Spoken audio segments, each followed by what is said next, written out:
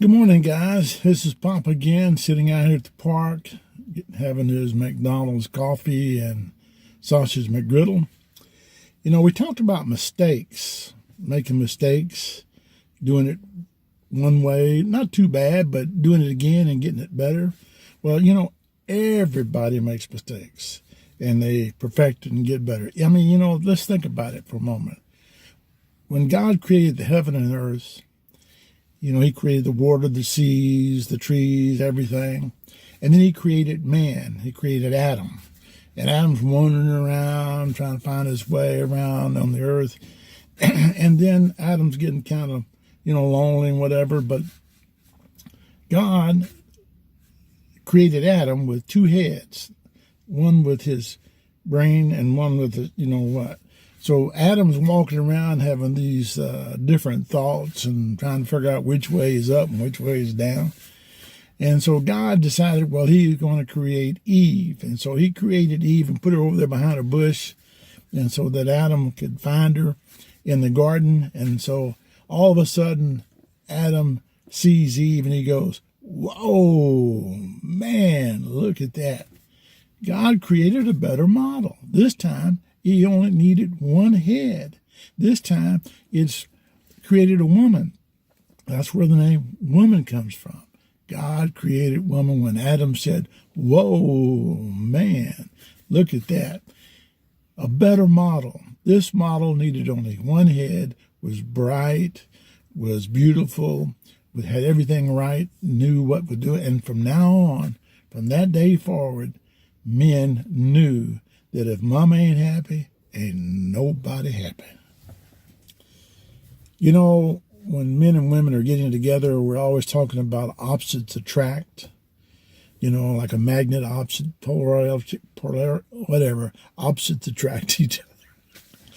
And, quantity, quality, those are kind of like opposites. One's about more, one's about better. Opposites attract to each other. And so, I can't remember what the hell I want to do. Adam and Eve are about quantity and quality, and each of them bringing to the party of the relationship what they're good at and doing those various things. And it's about respect in each other for what they do more than what they don't do. That's what keeps the relationship going. But there's more to it than that, and I can't remember what the hell it is. Adam and Eve showed us about quality, quantity, and respect for each other. Each person giving to the relationship what they are good at and bringing to the relationship. And it's respecting them for what they do, not unhappy with what they're not doing. Focus on the good side of it. But there's more to it than that. Adam and Eve have shown us about quantity and quality, the difference between men and women being smarter than men, and they really are. That's not just me saying that. Women are smarter. I think a woman would make an excellent president of the United States. But that being aside, okay, let me try this one more time. Opposites do attract. But what do you do after the two are together when opposites do attract? That's the real question. How do you blend into a better being, a better partnership? A relationship is about making both of you better. It's about having more for both of you. So it's still about the quantity and the quality, but the main thing to remember is that your lives are better together than if they are apart. So the opposites attracting and what they contribute to the party make the party better. It's blending. Like right now, Granny and I are very opposite. She's very much of a self-disciplined person, getting things done, automating the process. And I'm about determination. Where is it? Where is it? Got to have more. I'm going to get it. I'm going to get it.